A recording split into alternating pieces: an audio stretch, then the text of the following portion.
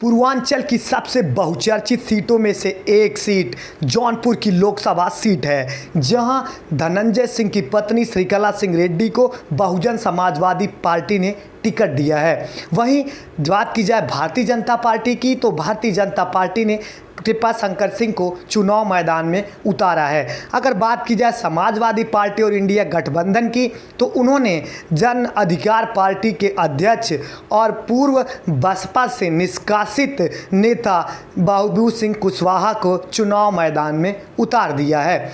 बात की जाए श्रीकला सिंह की, वो पूरे भौकाल और लाऊ लश्कर के साथ जौनपुर की लोकसभा सीट में प्रचार करने में जुट गई हैं। वहीं बाबू सिंह कुशवाहा भी अपने चुनाव मैदान में उतरने के बाद काफ़ी तेज अपना चुनाव प्रचार कर दिए हैं। वही कृपा शंकर सिंह टिकट पाने के बाद तो मुंबई की धरती संभाल रहे थे, लेकिन जब देखा कि मामला तुल पकड़ रहा है और इतनी आसान नहीं है जौनपुर की लोकसभा सीट को जीतना, अब वो भी काफ़ी सक्रिय हो गए हैं। अगर बात की जाए, जब कृपा शंकर सिंह को टिकट दिया गया, वो बिल्कुल आश्वस्त थे कि इस सीट पर, जौनपुर की लोकसभा सीट पर 11 बार छत्री समाज का दबदबा रहा है और धनंजय सिंह तो जेल में चले गए हैं, इसलिए हमारा काम आसान हो गया है।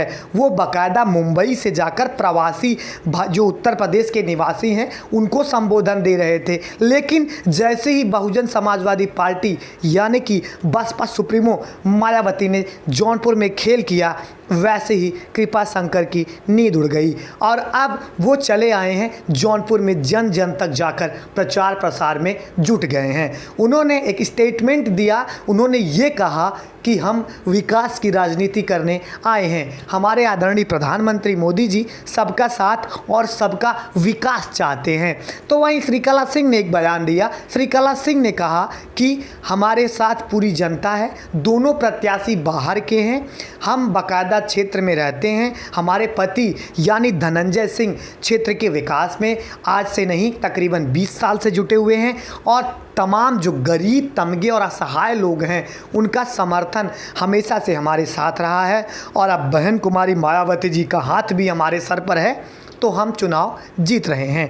वहीं बाबू सिंह कुशवाहा ने भी स्टेटमेंट दिया। बाबू सिंह कुशवाहा ने कहा कि समाजवादी पार्टी ने हमको उम्मीदवार बनाया, अखिलेश जो है वो काम की राजनीति करना चाहते हैं, हम संविधान बचाने के लिए चुनाव मैदान में आए हैं, संविधान बदलने के लिए नहीं। आपका एक वोट संविधान को बचाने में मदद करेगा। इन तीनों बयानों के बाद जौनपुर की राजनीति एकदम गर्म है। अगर बात की जाए इस समय के जो मौजूदा हालत हैं जौनपुर में, तो अगर देखा जाए कहीं ना कहीं अभी तो श्रीकला सिंह का भौकाल देखने को मिल रहा है। श्रीकला सिंह बाकायदा धनंजय सिंह की वो काली गाड़ियाँ जिसके लिए धनंजय सिंह हमेशा से प्रसिद्ध माने जाते हैं, 9777 यानी 9777 गाड़ी नंबर के साथ पूरे जौनपुर में धनंजय सिंह की पत्नी श्रीकला सिंह रेड्डी का नाम जोर शोर पर है।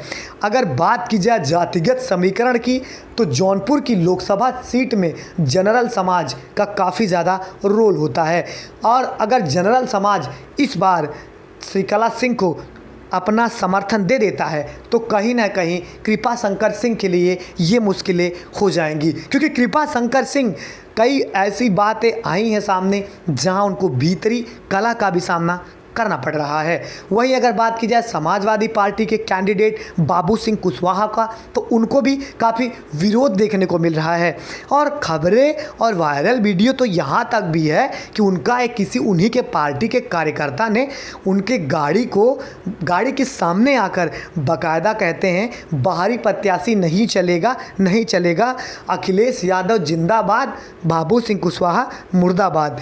इस बात को सुनने के बाद कहीं ना कहीं उनके जो मुगरा बादशाहपुर के विधायक हैं पंकज पटेल उग्र हो जाते हैं, आक्रामक हो जाते हैं और अपने समर्थक को कैमरे के सामने ही एक थप्पड़ लगा देते हैं, यानी कि भीतरी कला अब सड़क तक चली आई है। तो समाजवादी पार्टी यहाँ घिरती हुई दिख रही है, कहाँ? जौनपुर में। और भारतीय जनता पार्टी वैसे ही बैकफुट पर है। छत्री समाज का जो उनके खिलाफ प्रदर्शन है, छत्री खिलाफ समाज का विरोध भी है और ऊपर से श्रीकला सिंह तो जौनपुर के लिए काफ़ी भौकाल और लाऊ लश्कर के साथ लग गई हैं। तो श्रीकला सिंह के लिए ये चुनाव अगर धनंजय सिंह छूट जाते हैं तो आसान होने वाला है।